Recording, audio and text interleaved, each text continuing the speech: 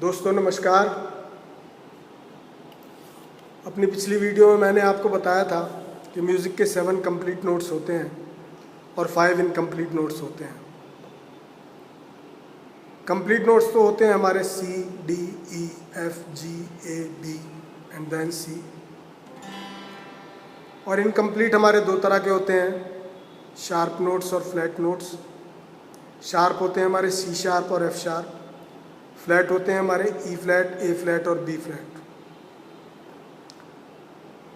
और इनकी जो पोजीशन होती है, इनकी जो सीक्वेंस होती है वो ये होती है कि पहले आता है C, फिर C शार्प, फिर D, फिर E फ्लैट, फिर E, फिर F, फिर F शार्प, फिर G, फिर A फ्लैट, फिर A, फिर B flat and then B and then C, next octave. तो इसी सीक्वेंस में हर इंस्ट्रूमेंट में होते हैं। इन 7 और 5 कंप्लीट और इनकम्प्लीट नोट्स का जो ग्रुप होता है उसको कहते हैं ऑक्टेव। ऑक्टेव 3 होते हैं, low octave, middle octave, high octave. और इन म्यूजिकल नोट्स की पोजीशन कीबोर्ड में कहाँ होती है, फ्लूट में कहाँ होती है, माउथ ऑर्गन में कहाँ होती है, ये मैं पिछली वीडियो में आपको बता चुका हूँ। और मैंने वादा किया था कि नेक्स्ट वीडियो में गिटार में ये नोट्स कहाँ होते हैं मैं आपको बताऊँगा। साथियों, गिटार एक बड़ा ही अच्छा इंस्ट्रूमेंट है, स्पेशल इंस्ट्रूमेंट है। इसे हम 2 प्रकार से बजा सकते हैं। इस पे या तो किसी गाने की धुन बजाएं या अपने गाने के साथ इसे सहायक वाद्य के रूप में प्रयोग करें। अगर इस पे धुन बजानी हो तो हम इस तरह बजाएंगे।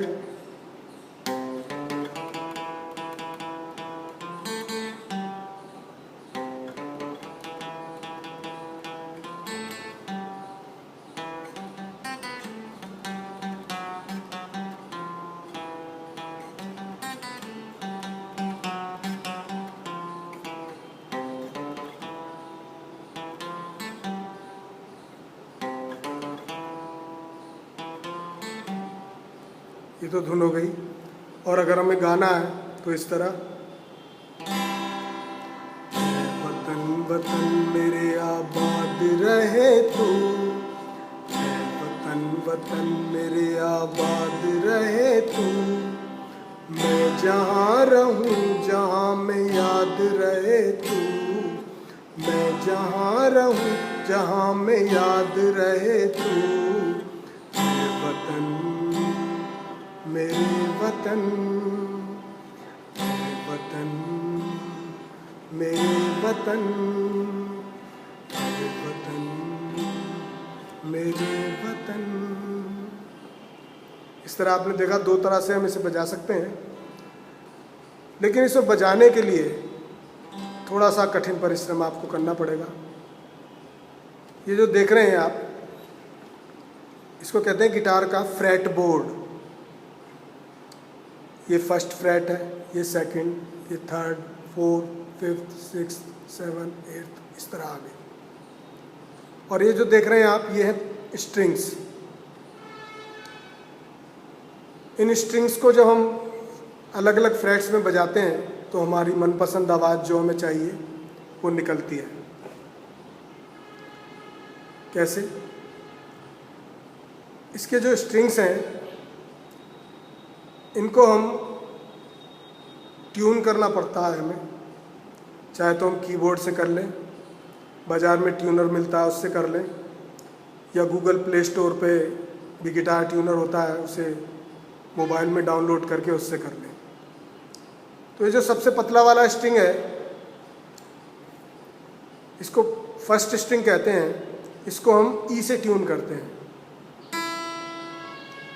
सेकंड को B से, थर्ड को G से, फोर्थ को D से, फिफ्थ को A से और सिक्स्थ को फिर E से। इस तरह हमें गिटार के तारों को अगर खाली बजाएं तो E, B, G, D, A और E, ये नोट्स की आवाज़ मिलेगी। अब अगर इन्हें फर्स्ट फ्रेट में हम फर्स्ट स्ट्रिंग को बजाएं तो ई के बाद क्या आता है सीक्वेंस में? F। तो यहाँ F की आवाज़ आएगी। फिर नेक्स्ट फ्रेट में F sharp, G, A flat, A, B flat, B, C sharp, D, वो जो सीक्वेंस में आते रहते हैं नोट्स, उन्हीं की आवाज़ निकलती चली जाएगी अगर हम आगे बढ़ते चले जाएं। ऐसे ही सेकंड फ्रेट में भी इसे हमने सेकंड स्ट्रिंग को हमने B से मिलाया, तो इसकी B के बाद C sharp, D, E flat, E, F sharp, G। Third को हमने मिलाया G से, तो G के बाद A flat, A, B flat, B, C sharp, D, E flat, वही सीक्वेंस के अकॉर्डिंग। फोर्थ को मिलाया हमने D से, D के बाद आता है E flat, E, F sharp, G, A flat, A, B flat, D, इस तरह आते चले जाते हैं। फिफ्थ को मिलाया हमने A से, A के बाद क्या आता है B फ्लैट, तो फर्स्ट फ्लैट में B flat, B, C sharp, D, E flat, E, F, इस तरह के आते चले जाएंगे। और लास्ट स्ट्रिंग है E। फर्स्ट स्ट्रिंग और लास्ट स्ट्रिंग, इनको हम E से ही ट्यून करते हैं।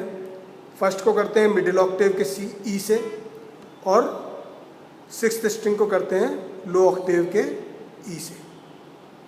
इसके जो आगे नोट्स चेंज होते हैं वो सेम है, E के बाद F sharp, G, A flat, A, B flat, B, C, इस तरह।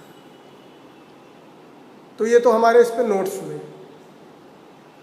अब इन नोट्स को बजाने के लिए हमें कुछ एक्सरसाइज करनी होती है फिंगर्स की और स्ट्रोक मारने की, वो बहुत ज़रूरी है। वो अगर आप नहीं करेंगे तो ये नोट्स को नहीं बजा पाएंगे अपने मन चाहे तरीके से। तो वो एक्सरसाइज ये है कि आप फर्स्ट फ्रेट को छोड़ दीजिए, second freight, third freight, fourth freight और फिफ्थ फ्रेट, इन 4 फ्रेट्स को यूज़ करना है। हर फ्रेट की अलग फिंगर है। फर्स्ट की है ये फर्स्ट फिंगर, सेकंड फ्रेट की सेकंड फिंगर, थर्ड फ्रेट की थर्ड फिंगर और फोर्थ फ्रेट की फोर्थ फिंगर। इनको बजाना है पहले सेकंड फ्रेट में फर्स्ट फिंगर से ऊपर से स्ट्रोक मारना 1, फिर सेकंड फिंगर से नेक्स्ट फ्रेट में 2, नीचे से स्ट्रोक ऊपर करना, फिर 3 ऊपर से, फिर 4 नीचे से। यानी देखिए आप ऊपर से, नीचे से, फिर ऊपर से और फिर नीचे से। 1 2 3 4, 1 2 3 4, 1 2 3 4। बिल्कुल प्रॉपर आवाज़ आनी चाहिए, आवाज़ ख़राब नहीं होनी चाहिए। जब तक आप ठीक से दबाएंगे नहीं तो आवाज़ अच्छी नहीं आएगी, आवाज़ ख़राब आएगी। बिल्कुल क्लियर आवाज़ आनी चाहिए। 1 2 3 4, 1 2 3 4। और इसी कार्य को सब स्ट्रिंग पे करना है। फिर इस पे 2 3 4, 1 2 3 4, 1 2 3 4, 1 2 3 4, 1 2 3 4। फिर वापस रिवर्स में 4 3 2 1, 4 3 2 1, 4 3 2 1, 4 3 2 1, 4 3 2 1, 4 3 2 1। पहले धीरे धीरे कीजिए, फिर स्पीड में। पहले धीरे धीरे कर रहे हैं, फिर स्पीड में 1 2 3 4, 1 2 3 4, 1 2 3 4, 1 2 3 4, 1 2 3 4, 1 2 3 4, 4 3 2 1, 4 3 2 1, 4 3 2 1, 4 3 2 1, 4 3 2 1, 1 2 3 4, 1 2 3 4, 1 2 3 4, 1 2 3 4, 1 2 3 4, 4 3 2 1, 4 3 2 1, 4 3 2 1, 4 3 2 1, 4 3 2 1, 4 3 2 1। इस एक्सरसाइज को 4 तरीके से करना है। पहले तो सीधी इसकी सिंपल सीक्वेंस 1 2 3 4, फिर 1 3 2 4, 1 3 2 4 1 3 2 4 1 3 2 2 4 1 3 2 4 1 3 2 4 4 2 3 1 4 2 3 1 4 2 3 1 4 2 3 1 4 2 3 1 4 2 3 1। ये दूसरी टाइप हो गया। फिर तीसरा 1 4 2 3 1 4 2 3 1 4 2 3 1 4 2 3 1 4 2 3 1 4 2 3।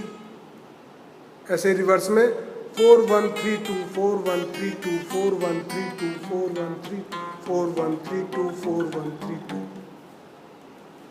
फिर चौथा टाइप है 2 3 1 4 2 3 1 4 2 3 1 4 2 3 1 4 2 3 1 4 2 3 1 4 2 3 1 4। फिर रिवर्स में 3 2 4 1 3 2 4 1 3 2 4 4 1 3 2 4 1 3 2 4 1। इस तरह 4 टाइप से करना है। 1 2 3 4 1 3 2 4 1 4 2 3 2 3 1 4। जब ये आपको प्रैक्टिस हो जाएगी काफ़ी, तब आप गिटार के स्वरों को अपने मनचाहे तरीके से बजा सकेंगे। इससे पहले नहीं बजा सकते। आपसे या तो तार ठीक से दबेगा नहीं, या आपसे स्ट्रोक कहीं का कहीं मारा जाएगा। आप 4th स्ट्रिंग को बजाना चाह रहे होंगे लेकिन बजेगा 3rd। तो ये प्रैक्टिस बहुत ज़रूरी है। इस प्रैक्टिस में आपको कितना भी समय लगे, पहले इस प्रैक्टिस को ख़त्म करें। और उसके बाद जैसा कि मैंने आपको बताया कि इन तारों को हम E B G D A E से ट्यून कर लेते हैं। अब ये जो हमारा 5th वाला जो स्ट्रिंग है, ये A से हमने ट्यून किया हुआ है। इसको 1st फ्रेट में बजाएंगे तो यहाँ बजेगा इसमें B फ्लैट, नेक्स्ट फ्रेट में B, और फिर आएगा C। तो दिस इज C। फिर D हमारा नेक्स्ट जो स्ट्रिंग है वो ओपन B, हमें D से ही ट्यून करा है तो उसे हम ओपन D बजा लेंगे। C बज गया और फिर D। फिर हमारा जो D वाला स्ट्रिंग है 4th, इसमें 1st फ्रेट में क्या आएगा E फ्लैट और फिर E। तो E यहाँ पे आ गया, C D ओपन और E 2nd फ्रेट में, C D open, C D open और E। E के बाद क्या आता है F। इसी स्ट्रिंग पे नेक्स्ट फ्रेट में F आ जाएगा, F C D E F।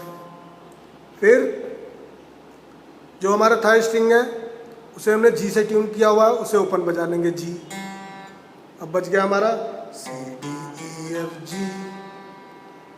अब जो हमारा G से जो 3rd स्ट्रिंग है जो G से मिला हुआ है, उसमें 1st फ्रेट में तो आता है A फ्लैट और नेक्स्ट फ्रेट में दबाएंगे तो आएगा A।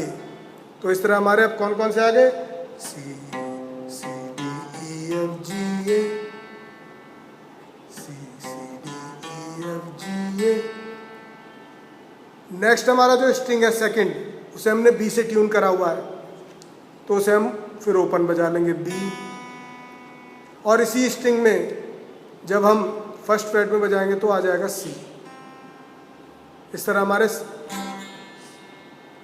D E F G A B C C D A G F A D C D E F G A B C C D A G F A D C।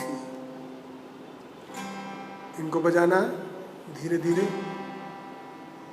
फिर इसके वही चारों part बजाने, C C D D E F F G G A A B B C A A G G F F A A D D C C। 3 time.